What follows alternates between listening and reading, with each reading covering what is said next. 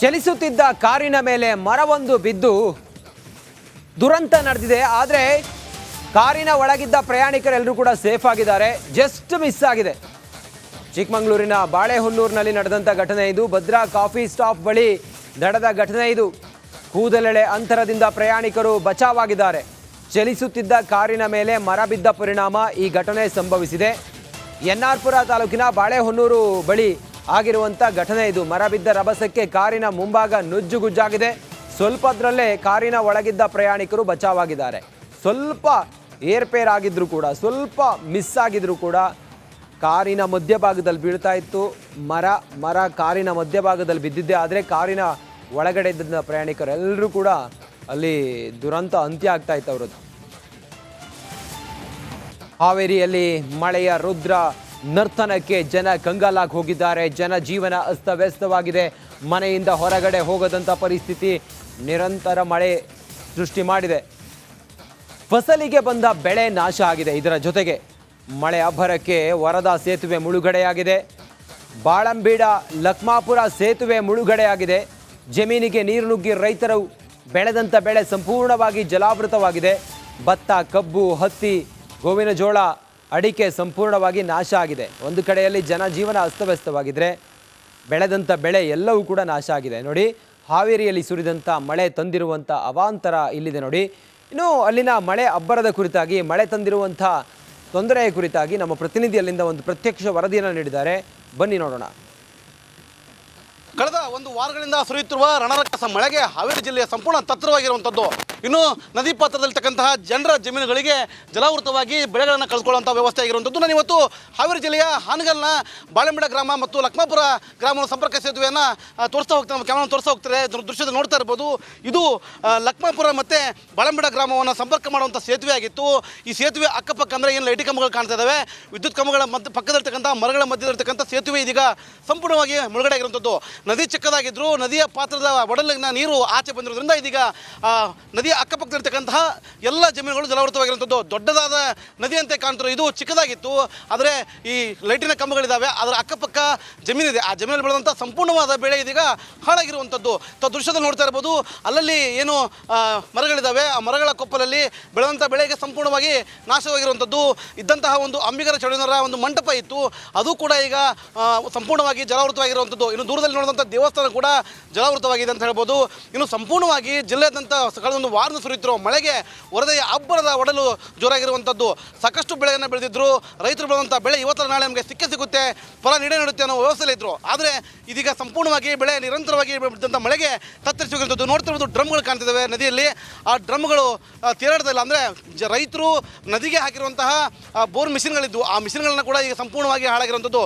ಲಕ್ಷಾಂತರ ರೂಪಾಯಿ ಬೆಲೆ ಬಾಳುವಂಥ ಮಿಷಿನ್ಗಳು ಇದೀಗ ನೀರಿನಲ್ಲಿ ತೇಲಾಡ್ತಿರುವಂಥದ್ದು.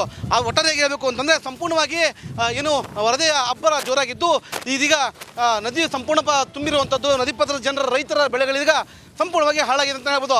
ಇನ್ನಾದರೂ ವರ್ಣದೇವರ ಕೃಪೆ ಆಗಲಿ, ರೈತರು ಬದುಕಲಿ ಅನ್ನೋದು ನಮ್ಮ ಆಸೆ ಅಂತ ಹೇಳ್ಬೋದು. ಕ್ಯಾಮರಾ ಶಂಕರ್ ಜೊತೆ ಮಾರುತಿ BM, ರಿಪಬ್ಲಿಕ್ ಕನ್ನಡ, ಹಾವೇರಿ.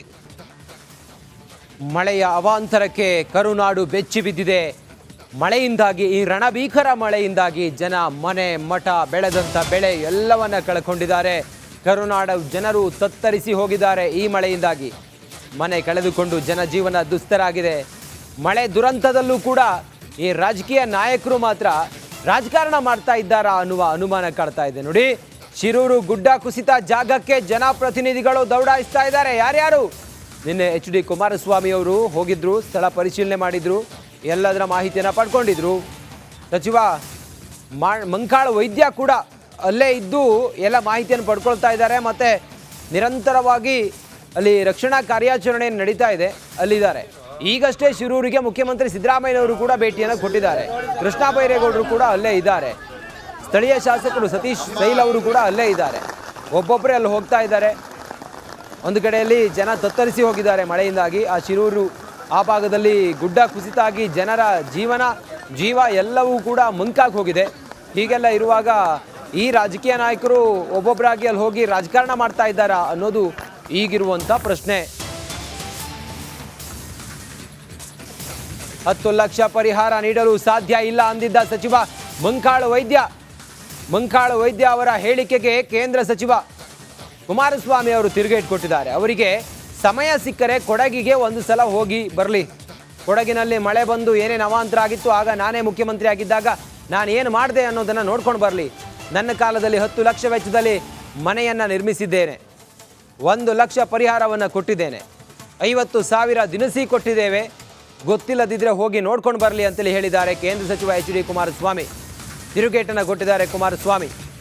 ಅಲ್ಲಿ ಹಾನಿಯಾಗಿರುವ ಮನೆಗಳು ಮತ್ತು ಹಾನಿಯಾಗಿರುವಂಥ ಕುಟುಂಬಗಳೇನಿದ್ದಾವೆ, ಜೀವ ಕಳ್ಕೊಂಡಿರುವಂಥ ಕುಟುಂಬಗಳು, ಆ ಕುಟುಂಬಗಳಿಗೆ ಪರಿಹಾರ ಕೊಡಬೇಕು 10 ಲಕ್ಷ ರೂಪಾಯಿ ಅನ್ನೋ ವಿಚಾರಕ್ಕೆ ಮಂಕಾಳು ವೈದ್ಯ ಅವರು ಹೇಳಿದ ಮಾತಿಗೆ ಕುಮಾರಸ್ವಾಮಿ ಅವರು ತಿರುಗೇಟು ಕೊಟ್ಟಿದ್ದಾರೆ. DCM DKಶಿಗೆ HD ಕುಮಾರಸ್ವಾಮಿ ಟಾಂಗ್ ಕೊಟ್ಟಿದ್ದಾರೆ.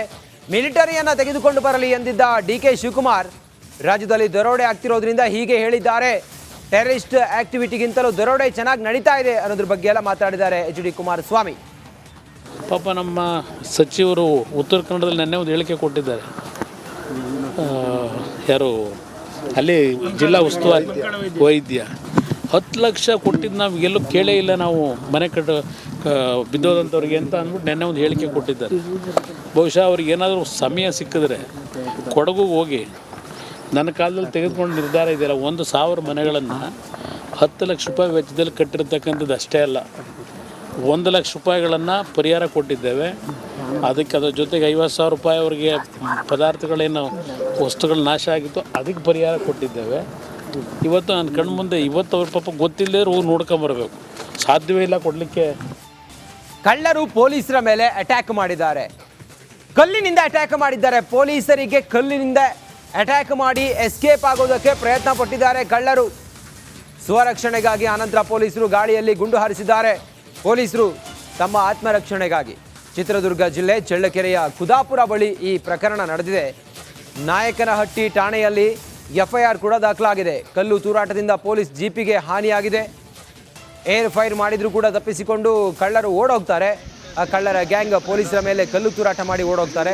ನೋಡಿ, ಪೊಲೀಸರ ವೆಹಿಕಲ್ಗೂ ಕೂಡ ಅಲ್ಲಿ ಡ್ಯಾಮೇಜ್ ಆಗಿದೆ. ಚಿತ್ರದುರ್ಗದಲ್ಲಿ ಆಗಿರುವಂಥ ಘಟನೆ ಇದು.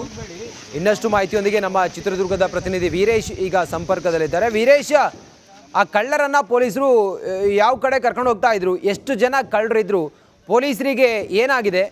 ಈಗ ಹೇಗಿದ್ದಾರೆ ಪೊಲೀಸರು? ಅವ್ರ ಪರಿಸ್ಥಿತಿ ಹೆಂಗಿದೆ? ಏನಂದ್ರೆ ತಡರಾತ್ರಿಯಲ್ಲಿ ಏನ್ ಕಳ್ತಾನಕ್ಕೆ ಅಂತ ಹೇಳ್ಬಿಟ್ಟು ಆಂಧ್ರದ ಮೂಲದಿಂದ ಏನು ಒಂದು ಬುಲರ ವೆಹಿಕಲ್ ಅಲ್ಲಿ ಚಿತ್ರದುರ್ಗದ ನಾಯಕನಹಟ್ಟಿ ಲಿಮಿಟ್ಸ್ ಬಂದಿರ್ತಾರೆ. ಇದನ್ನು ಪೊಲೀಸರು ತಪಾಸಣೆ ಅಂದ್ರೆ ನೈಟ್ ಬಿಟ್ಸ್ ಅಲ್ಲಿ ಇದ್ದಂತಹ ಪೊಲೀಸರು ತಪಾಸಣೆ ಮಾಡ್ಬೇಕಂತ ಹೇಳ್ಬಿಟ್ಟು ಅಡ್ಡ ಆಗ್ತಾರೆ. ಆದ್ರೆ ಆ ಬುಲೆರ ವಾಹನ ಯಾವುದೇ ರೀತಿಯಲ್ಲಿ ಪೊಲೀಸರಿಗೆ ಸ್ಪಂದಿಸದೆ ಪೊಲೀಸರನ್ನ ದಾಟಿ ಹೋಗ್ತಾರೆ.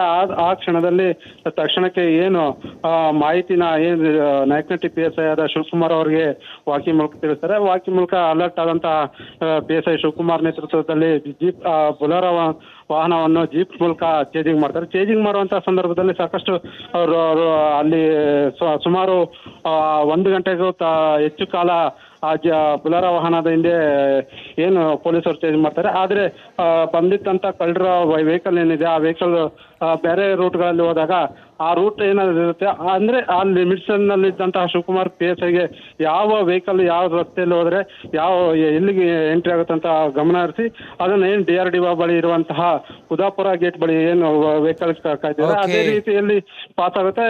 ತಕ್ಷಣಕ್ಕೆ ಏನಂದ್ರೆ ಅಲ್ಲಿನ ಪೊಲೀಸರು ಏನಂದ್ರೆ ವೆಹಿಕಲ್ ನಲ್ಲಿ ಕಲ್ಲುಗಳನ್ನ ತಂದಿಟ್ಕೊಂಡಿರ್ತಾರೆ. ಆ ಕಲ್ಲುಗಳನ್ನ ಪೊಲೀಸ್ ವೆಹಿಕಲ್ ಮೇಲೆ ದಾಳಿ ಮಾಡಿದಂತಹ ಸಂದರ್ಭದಲ್ಲಿ PSI ಶಿವಕುಮಾರ್ ಸುಮಾರು 7 ರೌಂಡ್ ಫೈರಿಂಗ್ ಅನ್ನು ಏನು ಗಾಳಿಯಲ್ಲಿ ಗುಂಡನ್ನು ಹಾರಿಸ್ತಾರೆ. Ranjit. Okay Veeresh, thank you ಮಾಹಿತಿಗಾಗಿ.